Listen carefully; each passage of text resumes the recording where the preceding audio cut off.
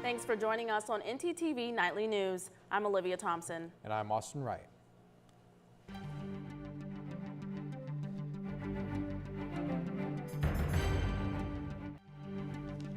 Just hours ago, the FBI arrested Denton County District 1 Fire Chief Mac Hohenberger on charges of stealing from the department's pension fund.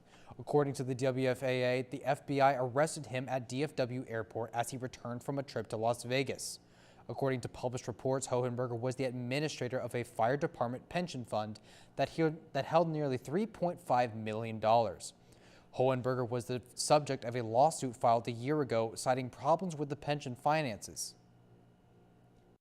Tonight, a major recall here in North Texas, and you may want to check your refrigerators. The popular grocery chain H-E-B has issued a recall for some of their ground beef products. H-E-B supplier Tyson Foods has identified 3 products that have contaminated meat, resulting in nearly 94,000 pounds of beef recalled.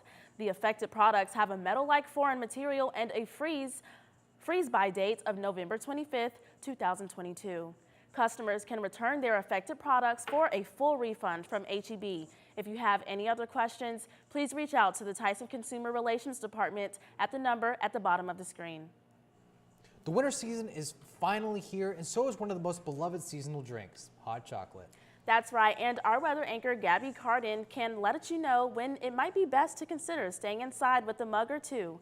Gabby, what do you have for us?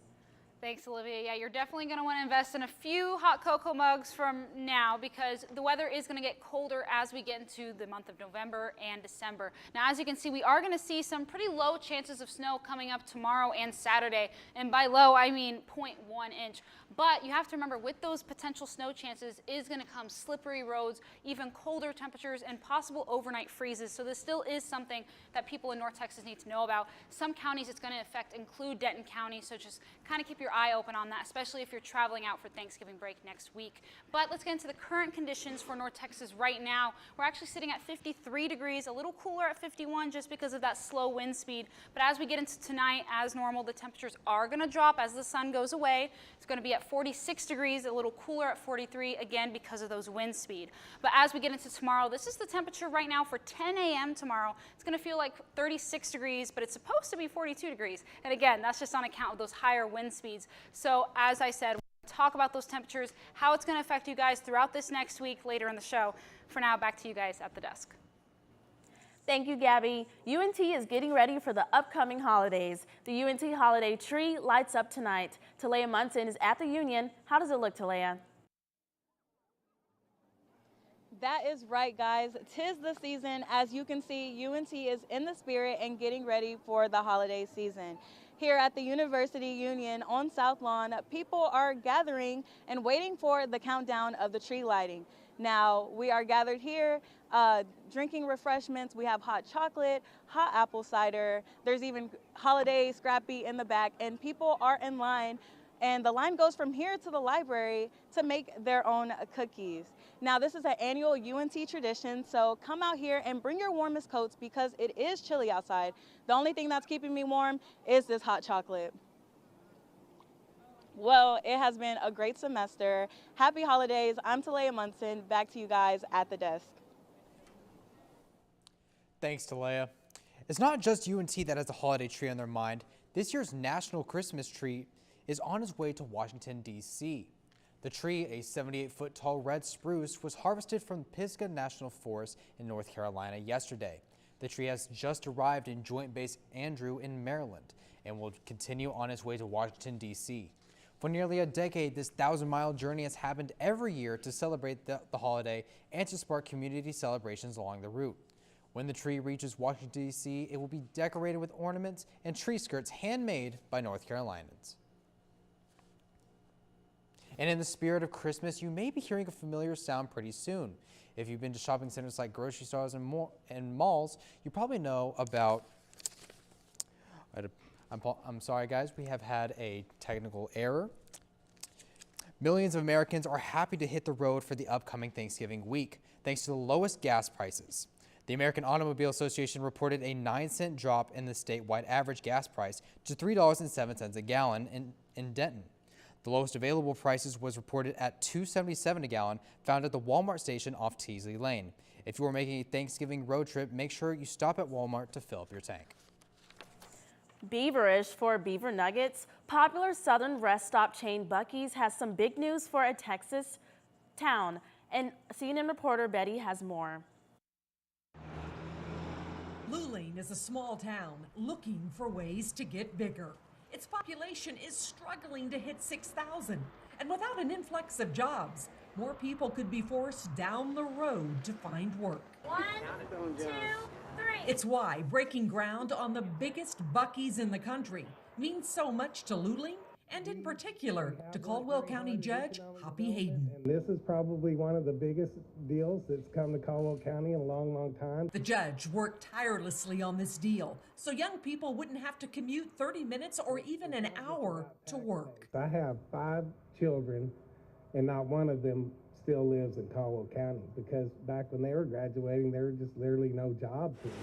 Welcome in, welcome to Buc-ee's. This Buc-ee's was built in Luling 20 years ago.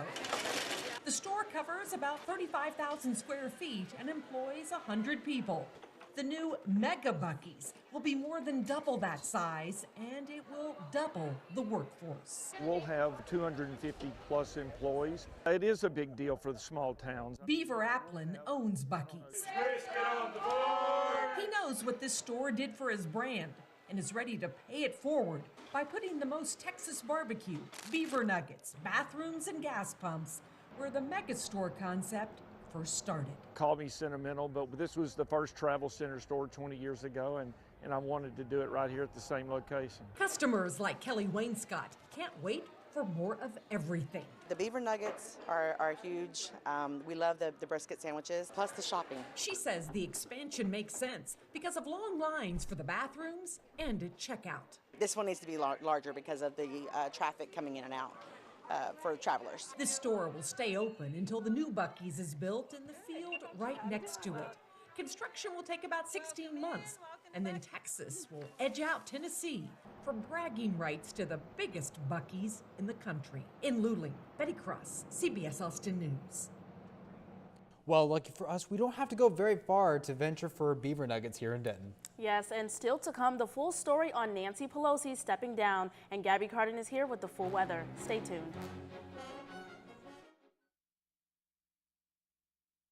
Man, I have all these non-perishable food items, and I don't know what to do with them. I don't have any food at all. Do you have too many non-perishable goods? Yeah. Have you run out of food and can't get any more? Yeah. Well, don't have a cow. Head on down to the UNT Food Pantry. Located behind Crumley Hall and Diamond Eagle Student Resource Center, the Food Pantry is the place for UNT students to get all the food they need. You'll be utterly surprised by all the options they have there. From gluten-free to lactose intolerant, even vegan and vegetarian, they have it all. Go to studentaffairs.unt.edu/food pantry for more information. Move on down to the UNT Food Pantry.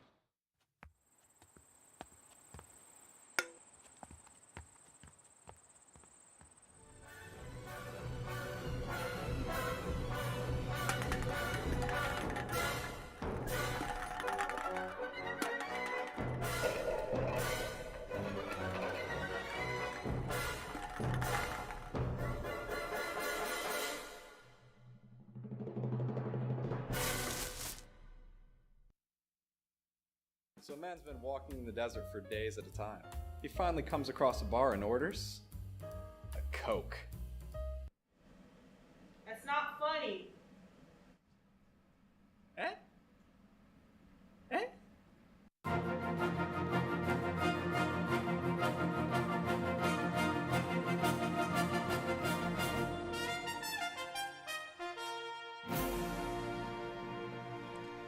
Two major changes in the United States Congress. First, the Republican Party will control the House of Representatives by the slimmest of majorities.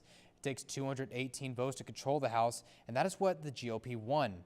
The breakout is now 218 Republicans and 210 Democrats. And today, the Speaker of House, Nancy Pelosi, announced she will not seek the leadership role in the new Congress position. Her husband was viciously attacked 3 weeks ago and is recovering from serious injuries. She has said family is playing a part in her decision.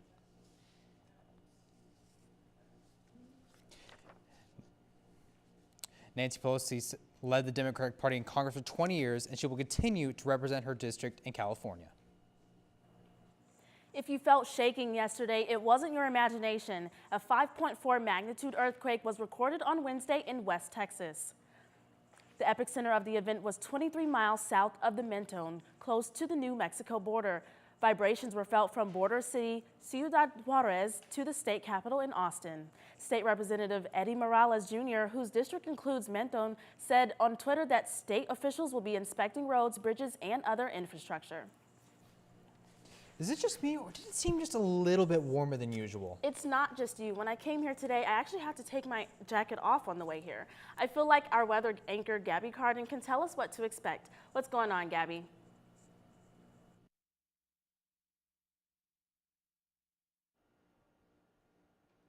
Thanks, Olivia. Now, it's not your imagination, Austin. It is a little warmer today. The high was actually around 60 degrees, which is not typical right now. But before I get into that, let's look at this map of North Texas. We can see our normal trends are around 52 and 55 degrees with Denton at 53. But the lowest is actually going to be 49 degrees up in Paris. But as we look across the state, we're going to see a little bit of difference, but not too much. We're actually going to see 53 in Austin, twinning with us here in Denton, and 50 degrees in Oklahoma City. So all across the board, we're sitting in the 40s and 50s. But take a look at the 7-day forecast and you'll see those 60s start to pop up into the mix. As of right now, we are sitting at 53 degrees in Denton. Tomorrow on Friday, we're going to have cloudy conditions with a high of 49 and a low of 34. But come Saturday and Sunday, we're going to have highs in the 50s again. And Monday, we're going to actually experience some rain. It's going to be a 30% chance of rain in the morning with a high of 53 that day. So it shouldn't be too muggy outside. But as we get into Tuesday, those cloudy conditions are going to return with a high of 58. And then finally, a high breaking the 60-degree mark at 61 on Wednesday with a little bit of cloud coverage. Now that's all I have for full weather. Back to you guys at the desk. Thanks, Gabby. Taylor Swift's long-awaited return to the music touring scene has been met with fans clamoring for a ticket, including thousands here in the North Texas area. But that excitement has caused some frustrations for ticketing agent Ticketmaster, but also has lawmakers questioning their marketplace dominance. Taylor Swift's fans across the country in a state of desperation after the Ticketmaster website appeared to crash during the pre-sale for the singer's upcoming Eras tour. But not all the fans got lucky.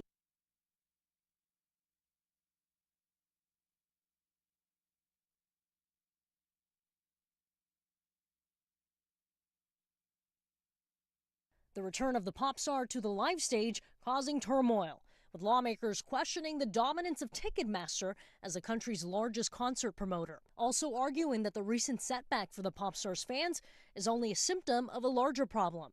Senator Amy Klobuchar in an open letter to Ticketmaster's CEO saying she has serious concerns about the company's operations. Congresswoman Alexandria Ocasio-Cortez taking to Twitter saying, "Daily reminder that Ticketmaster is a monopoly. Its merger with Live Nation should never have been approved, and they need to be reined in." Ticketmaster's response: there has been historically unprecedented demand, with millions showing up to buy tickets for Swift's tour. Complaints about the company's monopoly power go back to 1994, when the rock group Pearl Jam filed a complaint with the Justice Department's Antitrust Division, saying Ticketmaster has a virtually absolute monopoly on the distribution of tickets to concerts. The complaint was later dismissed. I'm Isabel Rosales reporting. Coming up, a local church in Denton holding an open Thanksgiving to international students. And later, Armando Berry has sports updates on North Texas World Cup.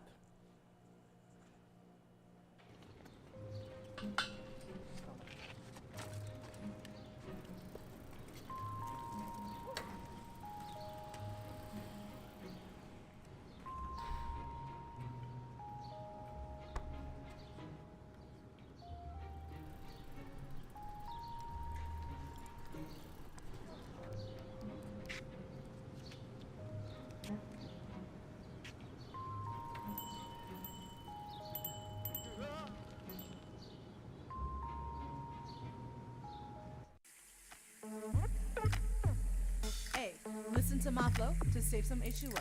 This my water rhyme, and this is how it goes. First, turn off the sink and take some time to think. When you waste water, our supply shrinks. When you take a shower, not more than an hour. Shoot for 10 minutes and save water power. Use a reusable bottle, smart like Aristotle. Ditch all the plastic and be a role model. And that was my H2O flow.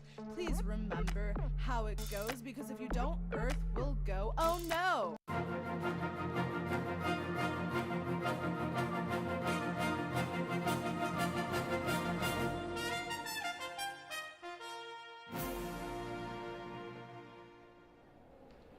Thanks, Austin.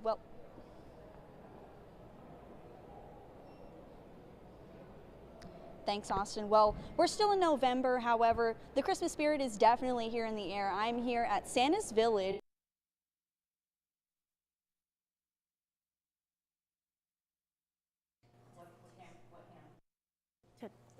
I apologize, we were having some technical difficulties.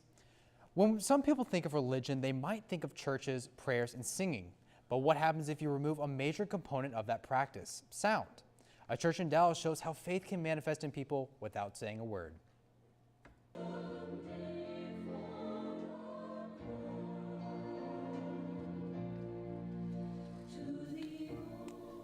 SFC is a very unique place. If you go to another church, they may have another place that has a deaf church. They may have interpreting access, or it might be an independent deaf church separate from a hearing church. But SFC is really unique because we have a place where hearing and deaf can both live together in one church. And the primary language here is sign language. And I'm the pastor here, so I sign for those sermons. And then we also have voice interpreters who will voice the sermons. The film Coda, that has brought some more awareness, and people are seeing deaf people on the screen. I just think I think this is going in the right direction for deaf people to be seen and heard. What, the award that he got, he actually, deserved that reward. That's a historical moment right there as well. But what it done is also exposed people to the deaf community in general, to our language, to our culture, and in hope that it will, bring more awareness, to become more aware of how they can, communicate with us too. Because if you don't know, you can always see ignorant things. Because we, the deaf community, we are more behind than the hearing world, and the hearing world doesn't realize how much the deaf community has to do to catch up. And so we're trying to see who a hearing person is willing to provide and serve the deaf community and give them the resources to build their rocket.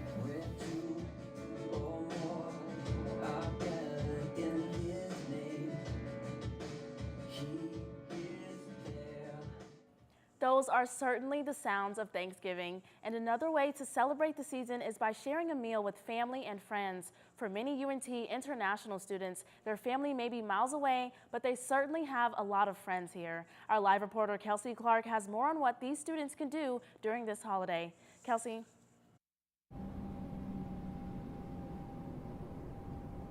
Thanks, Olivia. Thanksgiving is coming up next week, and for a lot of students, that means going back home to their families. But what can international students do during the break? Thankfully, the UNT BSM organization is hosting a dinner for those students.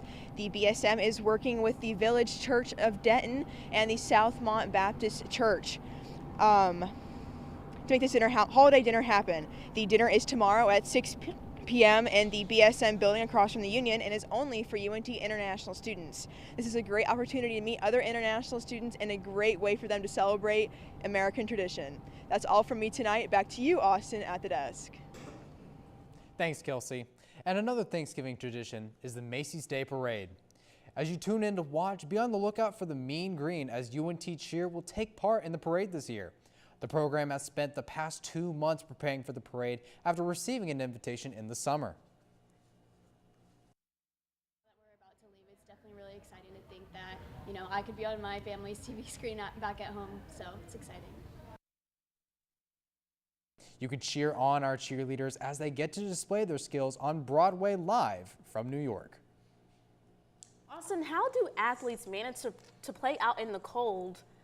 I don't understand it. There better be some pretty good games coming up to keep me in those freezing bleachers. Well, you might want to keep your eye on the UNT football team, and I hear that there's a big soccer event going on across the globe. Let's go over to our sports anchor, Armando Berry, who has more. Armando? That's right, Austin and Olivia. DFW teams are competing across the globe right now, but the biggest game of UNT's season will be right here. I'll explain why after the break.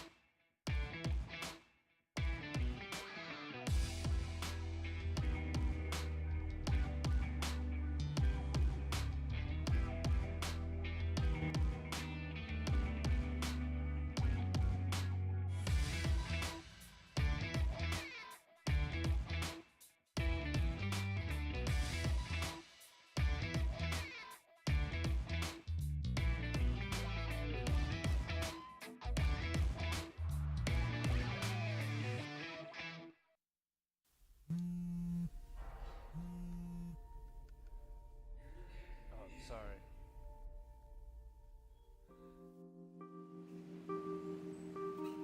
Oh, sorry, man.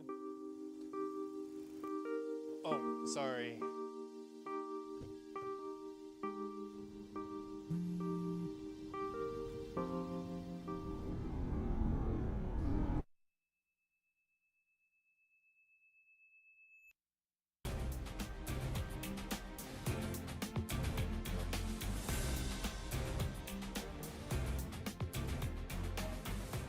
As many soccer fans across the globe may already know, the 2022 World Cup is set to start in Qatar on Sunday. But what you may not be aware of are the North Texas ties to the tournament through the U.S. men's national team. Two midfielders, Weston McKennie and Kellen Acosta, are from the DFW Metroplex. McKennie is a Little Elm native who was named the 2020 U.S. Soccer Player of the Year, and Acosta is a Plano native who is playing in the World Cup for the first time in his 9-year career. Both players gained their early education while playing soccer at FC Dallas Academy. McKennie, Acosta, and the rest of the men's national team will begin action in Qatar when they take on Wales on Monday. Another group of DFW natives are traveling far as South Grand Prairie and Duncanville's varsity girls basketball teams will compete in a California showdown to prove the best are in Texas. The two teams will play on national TV in the 2022 Geico Texas versus California showdown at Sierra Canyon High School. Both SGP and Duncanville will each play a game against the two California squads, Sierra Canyon and La Jolla Country Day. The 4 games will be played tomorrow and Friday as a doubleheader. Tip-offs are set for 8 and 10 p.m. both days, and they'll be broadcasted on ESPN+. There is another nationally televised game that is finally returning to the Lone Star State as the Texas Rangers will host the MLB All-Star Game at Globe Life Field in 2020. This is only the second time in Rangers history that the franchise has hosted the All-Star event, which will be the first time since this is the newest ballpark that they've had since the Rangers have moved into their new stadium in 2020. With Thanksgiving break around the corner for college students, ntTV's Spencer Grant took a look back at this year's homecoming celebration and how much the Mean Green have grown over the years. College homecoming always draws a crowd, and here at UNT, it includes students from the past. With how much the campus has grown over the years, particularly the last few, the Mean Green alumni continue to come around and support, especially around this time. Seeing how much the environment has changed for the better since they've been students here, alumni proudly support the school that they once attended. To see the growth is just astonishing. How the campus has grown, the buildings have grown, the student body has grown, and the spirit at the school has increased just every year to make it such a place where you can really brag, I'm from North Texas. Because of how much UNT appreciates and values their alumni corps, these people make sure to come around and stay involved with the community as much as they can each year. Just seeing how the learning landscape has changed, how we're connecting with students, the variety of programs, as I mentioned before, that we've expanded upon. It's just really interesting to see how the university has grown and the directions that it's moving in not just a physical environment, but also a virtual environment as well. While the Mean Green won their annual homecoming game by a considerable margin, they suffered a loss at UAB the week after. Now there's only one game left in the Mean Green football season, and the team hopes to finish strong. Like Spencer said, Saturday's game against Rice is going to be a big one. The Mean Green have a spot in the CUSA championship game on the line, but if they win, they're in for the first time since 2017. And for an added incentive, they'd also get a rematch with their rivals, the UTSA Roadrunners. But they've got to take down the Owls first. Kickoff for the Mean Green's biggest game of the season so far is set for 2 p.m. at Apogee. That's your look at sports for tonight. Back to you guys at the desk. Thanks, Armando. As we get closer to the holiday season, we want to thank you for joining us here on North Texas Television. And for those going to visit friends and family, we wish you safe travels and happy holidays. Thank you and good night.